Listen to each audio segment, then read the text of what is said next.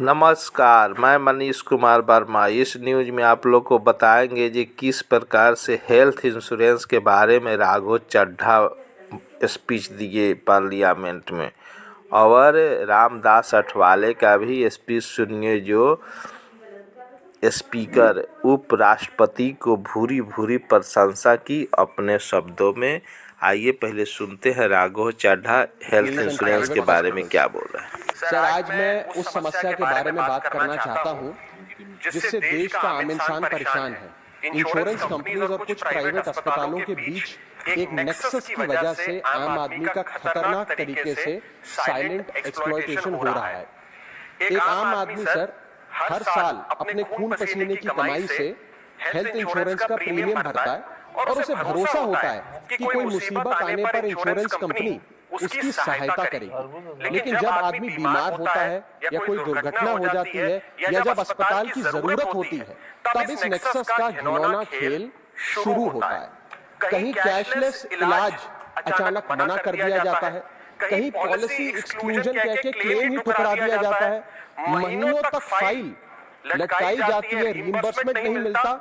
आम आदमी मजबूर होकर मोटे ब्याज पर कर्ज लेता है, पत्नी के गहने बेचकर, बुजुर्गों की निशानी खेत या घर बेचकर अपना इलाज करवाता है। और कई बार तो सर इलाज रुक जाने की वजह से लोगों की जान तक चली जाती है। ये सिर्फ लापरवाही नहीं है सर, ये इस देश के ईमानदार, मेहनतकश और मजबूर लोगों के साथ दिन दहाड़े विश्वासघात है, एक्सप्लॉयटेशन है।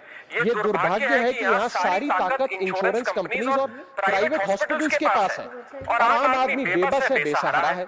इसीलिए मैं सरकार से ये मांग करना चाहता हूँ कि ऐसे केसेस में इंश्योरेंस कंपनीज और प्राइवेट हॉस्पिटल्स पर कड़ी कार्रवाई की जाए।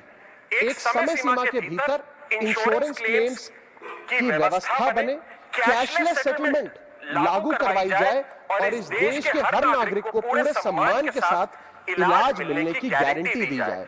हेल्थ इंश्योरेंस को हॉस्पिटल्स और इंश्योरेंस कंपनी के बीच का खेल नहीं सर, बल्कि वास्तविकता में इसे एक गारंटी के रूप में लेना चाहिए। Health insurance should not be a gamble, it must be a guarantee. सरकार इस का क्षण, और मुझे विश्वास है कि आप बहुत ही अच्छा चलाएगी। आप बहुत ही अच्छा चलाएगी राधा कृष्णन। आदरणीय चेयरमैन साहब, जो मेरी पार्टी है रिपब्लिकन पार्टी ऑफ इंडिया, जिस पार्टी की स्थापना डॉक्टर बाबा साहब अम्बेडकर जी ने की थी, और बाबा साहब अम्बेडकर जी इस सभागृह के मेंबर भी रहे थे।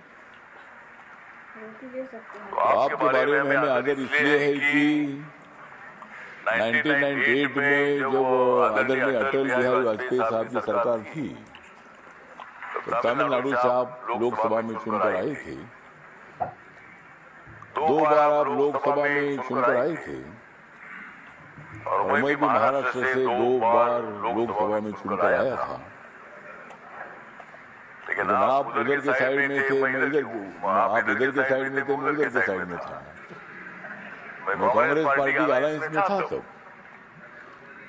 और मैं 3 बार में लोकसभा में भी रहा हूँ।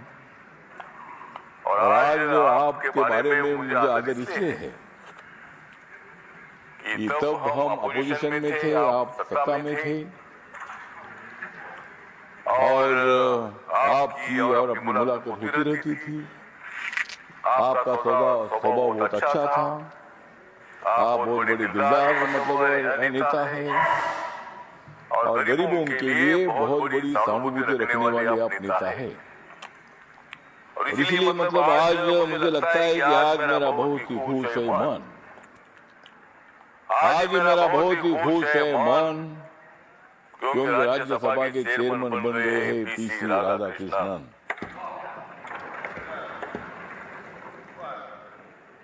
इस हाउस के लिए ये है अभिमान का क्षण, इस हाउस के लिए अभिमान का क्षण, और मुझे विश्वास है कि आप बहुत ही अच्छा चलाएंगे।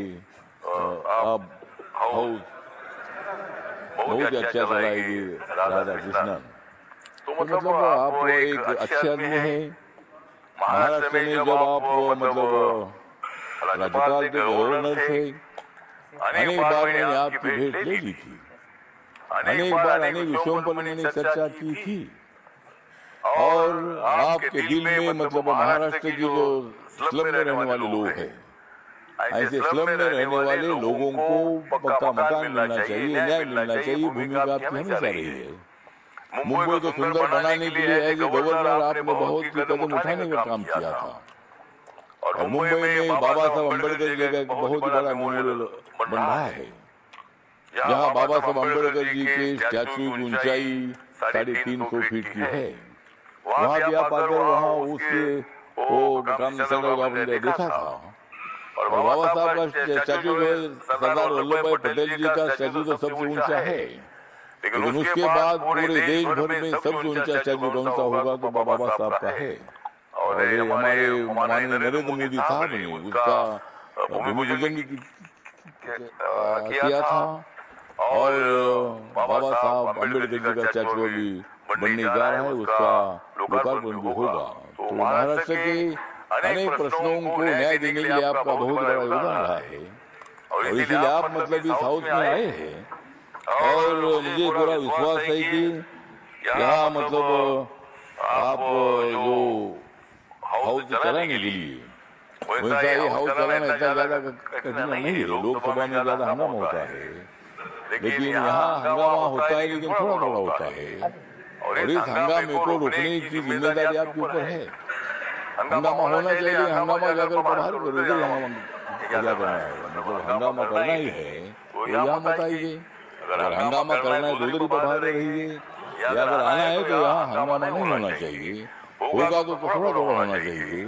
और 5-10 मिनट हंगामा करके यहाँ काम शुरू होना चाहिए। तो मेरा आपको निवेदन है कि सभी सदस्यों को, ये हमारे सभी मित्र सदस्य है, मल्लिकार्जुन खड़गे साहब के बारे में हमारे सबको आदर है। वो कांग्रेस पार्टी में जरूर है, लेकिन कांग्रेस पार्टी के साथ मेरी अच्छी दोस्ती भी रही है। आज मेरी दोस्ती उनके साथ नहीं है, मेरी दोस्ती मतलब नरेंद्र मोदी जी के साथ है। तो राजनीति में दोस्ती कभी भी कभी होती है, लेकिन हम सब ने मिलकर लोकतंत्र को मजबूत करना है। मुझे लगता है कि देश में खतरे में नहीं है लोकतंत्र, मुझे लगता है कि देश में खतरे में नहीं है लोकतंत्र। ये आपको देना होगा इन लोगों को मंत्र, मतलब ये मंत्र लोकतंत्र कभी खतरे में नहीं आ सकता है। बाबा साहब ने दिया हुआ या संविधान सभा ने, सेंट्रल हॉल में संविधान सभा ने मतलब ये संविधान बनाया।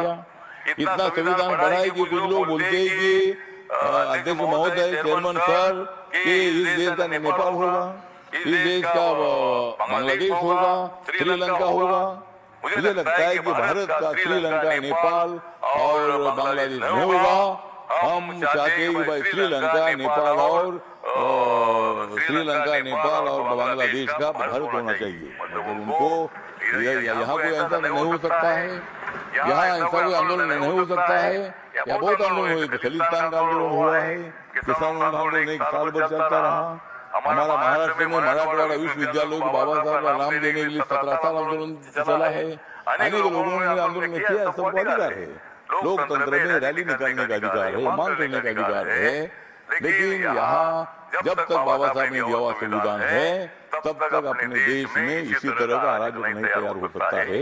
और इसीलिए मुझे लगता है कि हम सब लोगों ने मिलकर संविधान कानून के मुताबिक हमें आगे चलना है। विरोधी दलों की बात सुनो, लेकिन उनकी बात थोड़ी सुनो, हमारी ज्यादा सुनो। और इसीलिए मतलब उनकी भी तो सुनो, सबकी सुनना है। तो इसीलिए मुझे विश्वास है कि आपको बहुत अच्छा मोदी साहब ने एक बड़ा जिम्मेदारी दी है। और महाराष्ट्र से डायरेक्ट आप इधर आए हैं, और मतलब सही हाउस को चलाना इतना मुश्किल नहीं है। लेकिन हम आपके साथ हैं, आपको डरने की क्या बात है। इसीलिए मतलब हाउस अपने को अच्छा चलाना है। और हमारे मल्लिकार्जुन खड़गे साहब का भी कभी सुनो, हाउस अगर अच्छा चलाना है तो अगर कुछ बोलना चाहते हैं उनका भी हम सुनने के लिए तैयार है। और हम सब लोगों ने मिलकर हाउस को अच्छा चलाना है, ये मेरी अपेक्षा है। आपका मैं धन्यवाद करता हूँ। और आप मतलब यहाँ 5 साल तक रहेंगे, लेकिन मेरा खाली 3-4 महीना रह गया है। और मैं तो दोबारा मतलब मैं अप्रैल में मैं तो दोबारा आऊँगा, क्योंकि मुझे मोदी साहब और एक बार आने वाले हैं। और 6 साल में यहाँ रहूंगा और 6 साल में यहाँ रहूंगा तब आप यहाँ नहीं होगी मतलब बाद में मतलब मैं तो 6 साल यहाँ रहूंगा लेकिन ठीक बात है। तो इसलिए हम सब लोग मिलकर हाउस चलाएंगे।